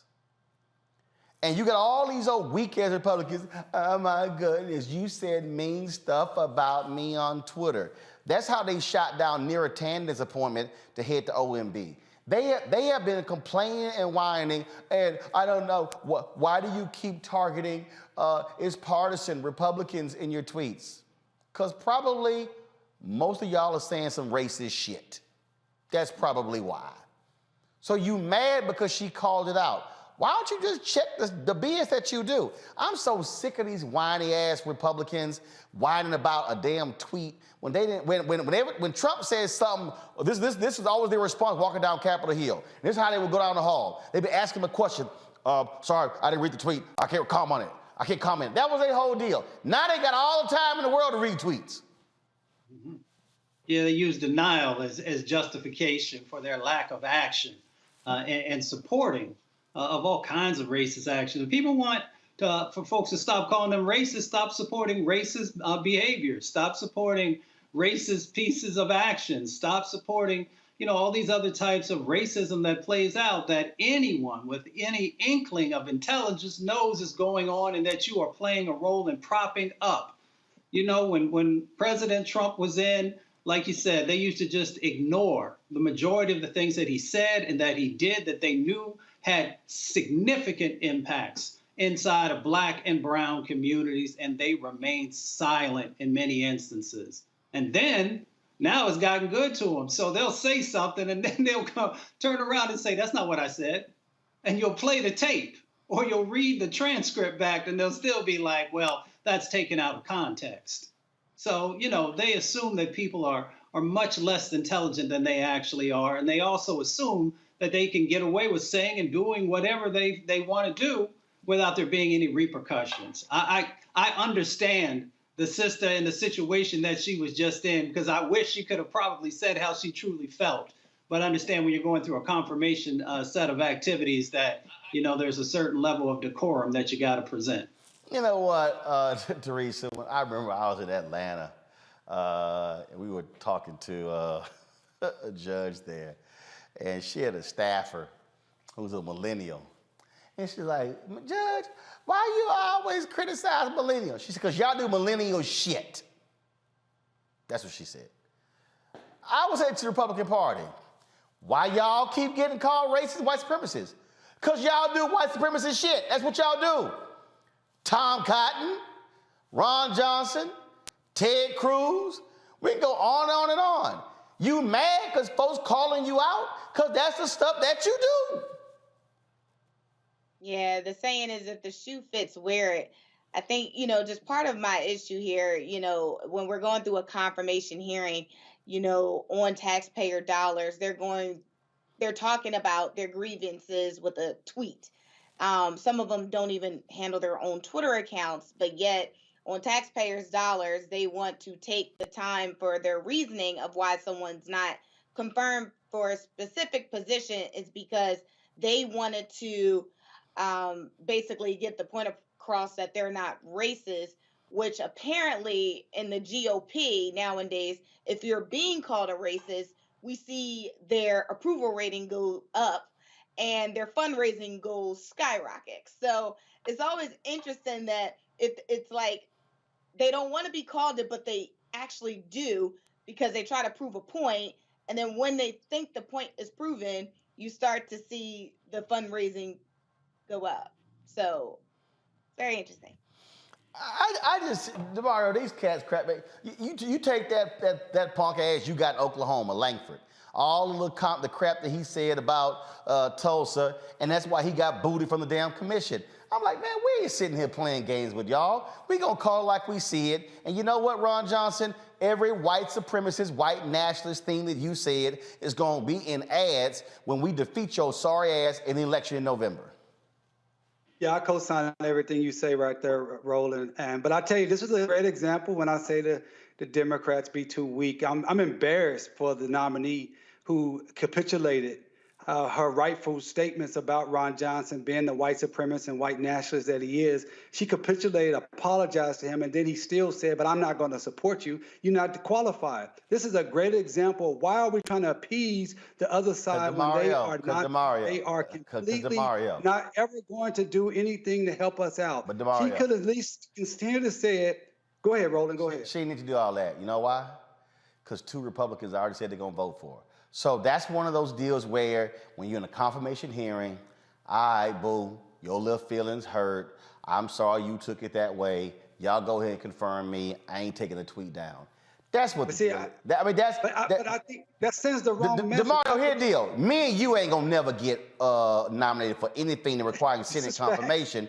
But I'm just saying that's the thing. That's what Republicans and Democrats do when you going before Senate. No, look at Brett Kavanaugh. No.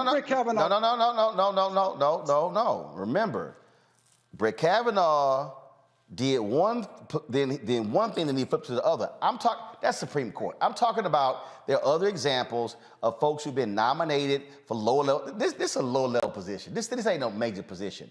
I'm just saying she didn't sit here and go at them because like, you know what? I already got the votes. I'm gonna be confirmed. I'm not about to sit here and get back into the tit-tat for this food. That's all it is. I mean, I'm with you, but that's the deal. Yeah, but I think it's very important that we speak truth to power at all times. I think it's important that when other people are sitting down, we stand up and talk. When other people are retreating, we fight and we tell the truth. She could have simply stated, which I would have liked for her to say, listen, I made that analysis based upon what you said. That was something that I felt was right, racist and white supremacist, and it put people's lives in danger, particularly black and brown people. I'm sorry you felt that way.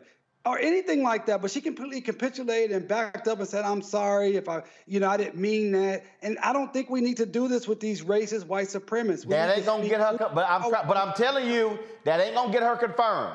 That's gonna guarantee she don't get confirmed. He wasn't gonna vote for her anyway. No, because it's not about him. I just told you, 2 other Republican senators had already said they voted for her. She just need all Democrats. They have the votes. Now this is one place. No. You don't know that. See? You assuming. Votes. You assuming Manchin and Sinema gonna vote for her. I'm trying to tell you. That's what I'm trying to tell you, DeMario, there's a difference between 100% and that's why there's stuff that happens in DC that's political. And so when they say, I ain't gonna sit here and go hard here, fine. Okay, you little hurt feelings. I'm moving on. I said she had to go hard, Roland. Why did she have to apologize to this punk? No. Actually, if you actually heard it, she didn't apologize. What she said is, she said, I'm sorry you took it that way. But she didn't sit here and say, no, Senator, I'm sorry. I did not call you that. No, she didn't. But that's the confirmation game. It's one of those things where do you want to win the skirmish? Do you want to win the battle, or do you want to win the war? Every fight ain't a war. Some stuff is a skirmish. I understand that, but we shouldn't be apologizing to white supremacists point blank, period. Here's the deal. You don't waste that much time on him because your whole focus is to take him out in November. And then guess what? It don't matter. See, that's my deal. My deal is he up for re-election. The thing is, take him out. That's the best revenge. That's the best revenge. All right, I gotta go to a break. Y'all, when we come back, we're gonna talk about, of course, we had an artist who's coming up, but also she a hooper. Why is she out here embarrassing people all on social media? Y'all might have seen some of these videos. We're gonna talk to her next right here. Roland Martin Unfiltered right here on the Black Star Network.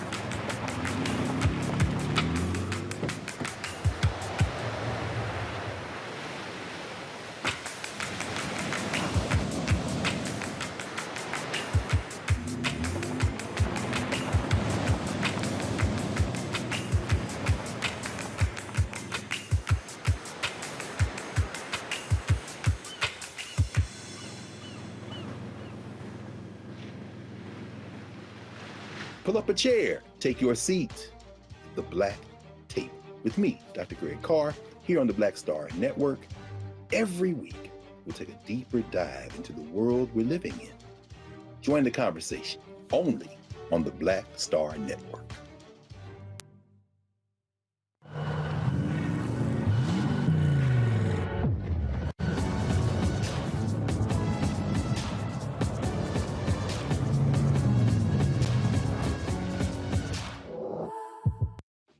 My name is Charlie Wilson. Hi, I'm Sally Richardson Whitfield. And I'm DeAndre Whitfield. Hey everybody, this is your man Fred Hammond, and you're watching Roland Martin, my man, Unfiltered. You're not.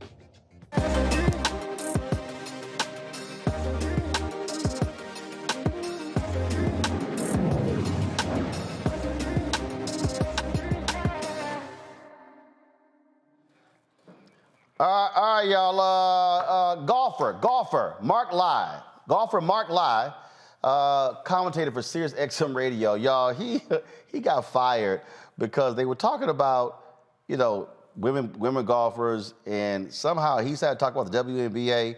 Just listen what this fool said.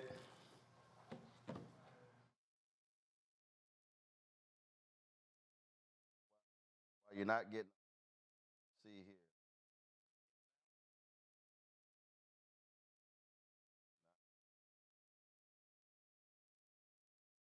So he made these comments, y'all, while they were talking about. Let me see if I can find another video of it.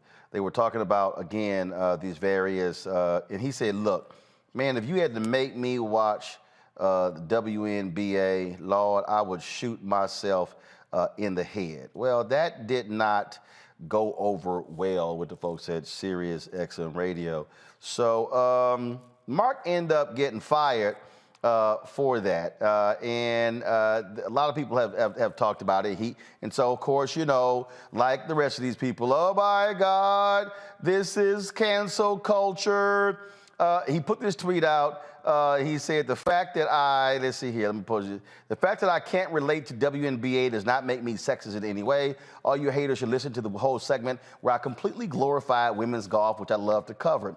Thanks for listening. All right, but here's the deal, though. So you got guys out there who say women can't hoop. Well, what happens when dudes in the gym talk trash and think they better than a sister, and then she start roasting their ass? Yo, watch some of these videos. Watch this. Teams. This is what I did.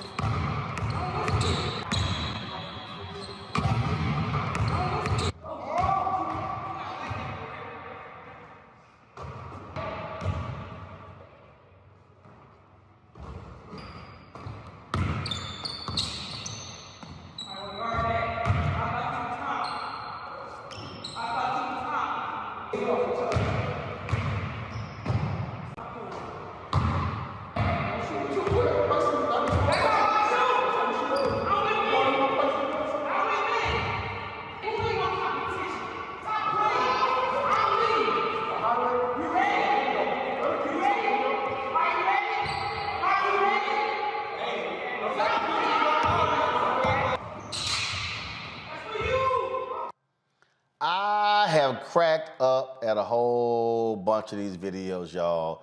They are hilarious. Y'all got one more? Okay. Okay, play one more. He called me old, so I showed him old school.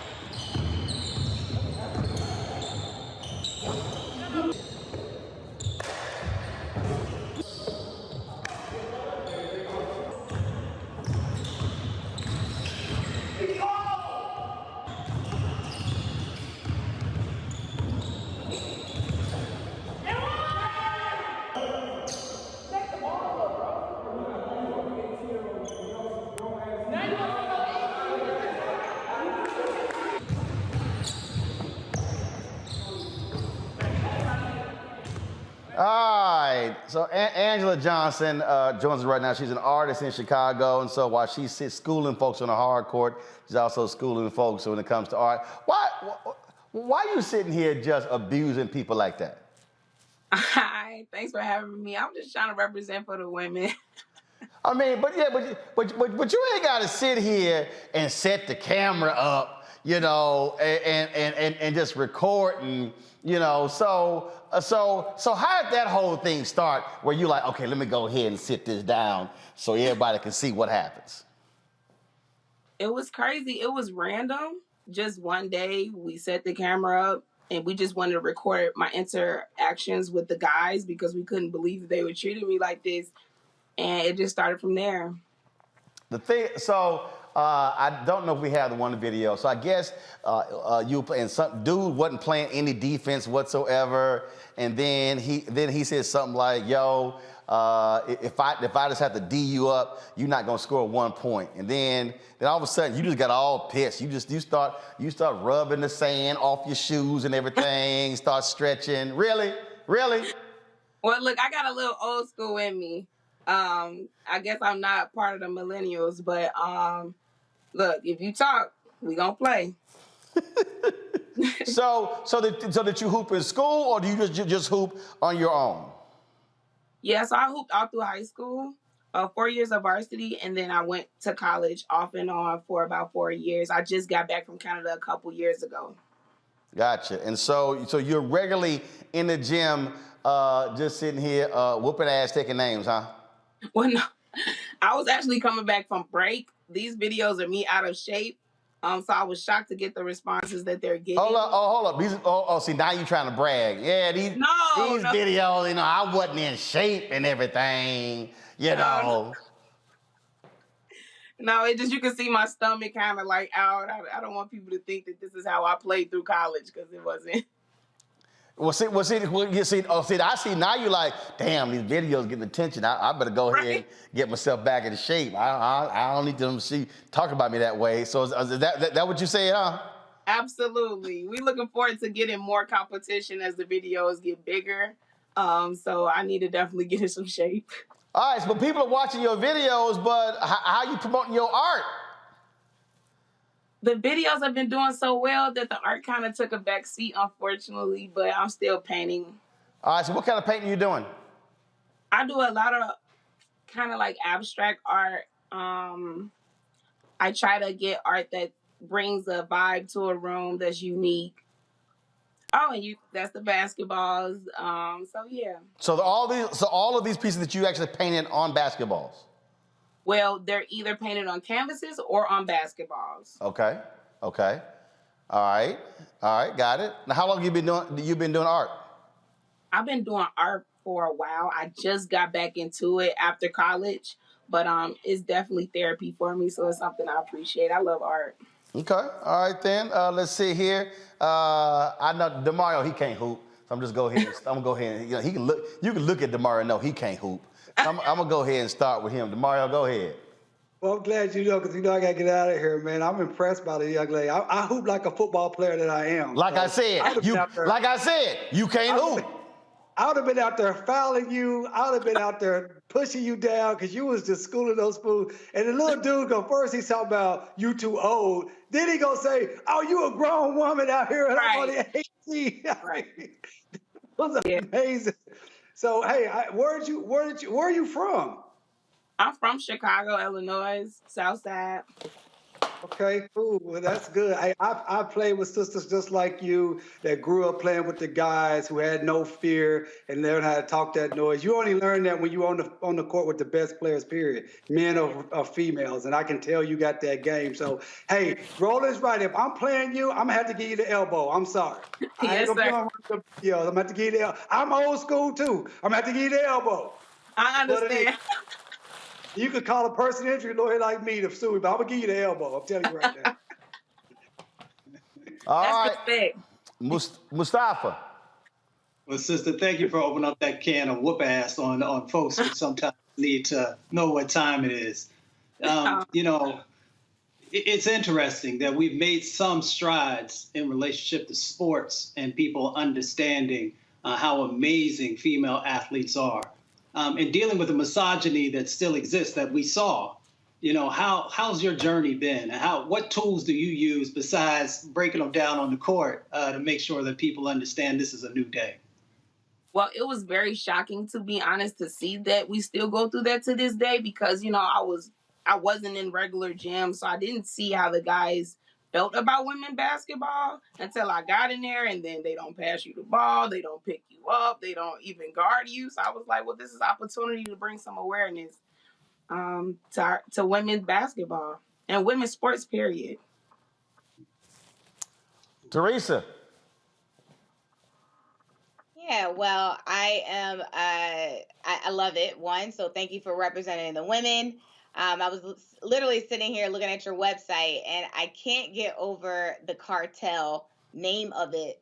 So can you tell me a little bit about that? Because I do think names are a very important part of businesses and how we start to evolve them. So tell me a little bit about your website and some of the individuals that you decided to capture in some of your paintings. Okay, so the name of my website is AW Universe. Thanks for asking. It's basically a universe where I've created a lot of what I do, which is basketball, art, music, and comedy. It's a lot, so I made a universe of it. And a lot of my art, it started within the pro-Black, and then it just evolved into a lot of like joyful but happy scenes, and just want to bring some type of joy in a room with the canvases. So yeah. All right, so what is, take us to your website. In terms of, if folks want to check it out, what's the name of it? And can they get your stuff there? So the name of the website is awuniverse.bigcartel.com. You all can order shirts on there, canvases, prints, original artwork. I would love the support. And we're also coming out with shirts for the women, for the basketball movement that we got going on. Janae or Angela? And Janae, that's my name. And Janae. All right, then. So they had Angela in the script. So, and Janae. So, all right, then. Well, look, we appreciate it. Good luck. And we'll be looking for your in-shape basketball videos since you said we showed all the out-of-shape videos. All right. Thank you all. Really appreciate the love. And I don't know if you actually from Chicago, because normally when you meet somebody, when somebody says they're from Chicago, they give you the full address of where they grew up. You just said Chicago South Side. See, so what that tells me is you probably grew up in the South suburbs as opposed to the South. See, right there. So I told y'all, which means your ass ain't from Chicago. So why don't you tell people the actual city you grew up in, because your ass is not from Chicago. Well, look, I'm trying to stay incognito out here. No. I need everybody watching. I lived in Chicago 6 years. I keep telling y'all this. And when you meet somebody Black who's actually from Chicago, they gonna give you the street and the cross street. Yeah, they gonna say 87th and Cottage Grove. That's what they gonna say. If you meet anybody Black who say, hey, I'm from Chicago, and they leave it at that, they ask from a suburb. They are not from Chicago. See, that's why when you said it, I went, she ain't from no damn Chicago. I'm like, she grew up in the south suburbs. Yeah, south suburbs. I do have family in the city, but I ain't gonna claim. Yep, there you go. Busted. All right, then. See, that's right. I just rejected that because I'm like, I saw that. I'm like, oh, she ain't from Chicago. I owe you one for that. They give you the full address. All right. We'll appreciate it. Thanks a lot. Thank you all. All right, take care. Have a good one. See, y'all, that's how you always bust somebody when they say that. I'm telling you. I don't know how they do it in Philadelphia, Teresa, but I'm telling you, anybody Black from Chicago, they give you damn near their whole address. They give you the street and the cross street where they from. Always. That's how it works.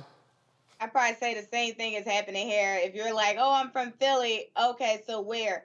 Oh, if it's not from the suburban county, it's either northwest, southwest.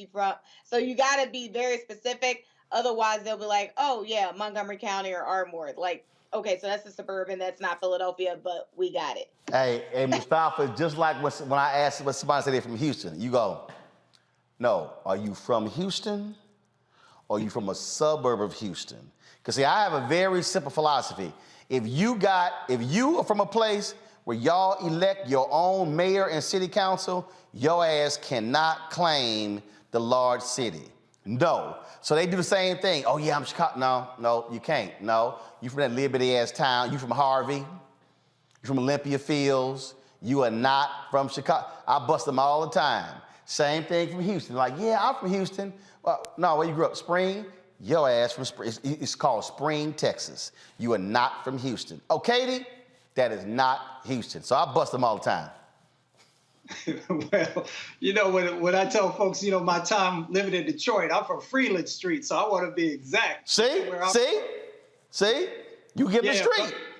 But from the part when I grew up in Appalachia, I just tell everybody we from that big oak tree over there on the left-hand side. So it's totally different from the rural and the urban. Oh Lord, see now you talking about the countries. That's a whole different thing right there.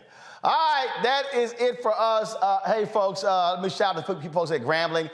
I missed yesterday's show because I spoke at Grambling. Yeah, you know they gave me some swag. President Rick Gallo, he a Kappa, but it's all good. It's all good. You know, because again, without Alpha, they known as Kappa Psi. So, I had a good time down there with Grambling. I appreciate the swag they gave me, so that's why I'm rocking the sweater. This is perfect because it was cold as hell here in D.C. It was gorgeous today in the daytime, 50 degrees. When that sun dropped, that temp dropped. So I'm real warm in the zip up right here that Grambling hooked me up. Don't forget, y'all, we have a partnership with McDonald's and Alpha Phi Alpha Fraternity Incorporated, the only real fraternity. Mustafa is a member. I'm a member. DeMario, he belongs to the one of them other youth groups. And so this is in celebration of the 150th anniversary of Alpha and our 7 founders. We're partnering with McDonald's, giving away 7 $15,000 scholarships for juniors and seniors. That's what we're giving away. So we're sitting here, $15,000. Go to tmcf.org. Brittany, put your phone down in the control room. Pay attention to the damn show. Okay, put your phone down. Let me go ahead. Let's come back to the scholarship. See, I told y'all, pay attention in the control room. Okay? Pay attention to the show. Put the phone down. You over there text messaging and on social media. The only thing, no, you are not on GroupMe. You're lying. I can see. It's a big glass window. I can see. See, y'all need to see if Henry turned one of them cameras around. So y'all gotta understand. You got these. See, she doing millennial shit right now. That's what she doing. Millennial shit. Where you trying to sit here and do the show, and my niece laughing because she do millennial shit. Where you sitting here trying to work and they be on a damn phone the whole time you trying to work. That's why like, when the control room be messing up, because they on their phone, they missing stuff, okay? So when they ain't playing something right, because they on their damn phone, okay? So luckily now we got this big old glass window right here where I can literally see inside the control room. I can see everybody while I'm on this side of the studio. And see, guess what? Their backs to me, so they can't lie when they got their phone. Her problem is, again, when you a millennial, she holding her shit up, leaning all back in the chair. I can literally see her whole damn conversation. If she was smart like us, Mustafa, those of us who were in Gen X, we knew how to cheat with it in our lap. We knew, because if you sit right here, it's contained right here. Nobody in the back can see you or nothing. But see, she don't know that. But that's what happened. So, your ass got busted. So, yeah, put the damn phone down. Thank you. Let me get back to talking about this scholarship. Go to tmcf.org to apply. All the rules are on the website. Y'all can check it out and apply for the scholarship. The deadline is February 28th. February 28th, and that's how we do it. That's right. This is the blackest show on TV, on digital, because we keep it real all of the time. So that's it for me and my millennial shit staffers. Thank you so much. Appreciate the panel, Mustafa, Teresa, as well as DeMario for being with us, folks. I had a good time today. We're going to see you guys tomorrow. Yo, Carol, don't have the mayor of Inglewood tomorrow? All right, so Inglewood, that's where the Rams are hosting the Super Bowl, is located in Inglewood, California. Y'all know that's a black city, right? Well, I'm gonna have the mayor of Inglewood on the show tomorrow talking about that. All right, y'all, that's it for me. I got to go. I'll see y'all later. I had an early flight, 6 a.m. leaving Shreveport, so bruh need a nap. So I will see y'all tomorrow right here on Roland Martin Unfiltered on the Black Star Network, owned by a Gen X who knows how not to get busted when you are at work. Brittany, holla!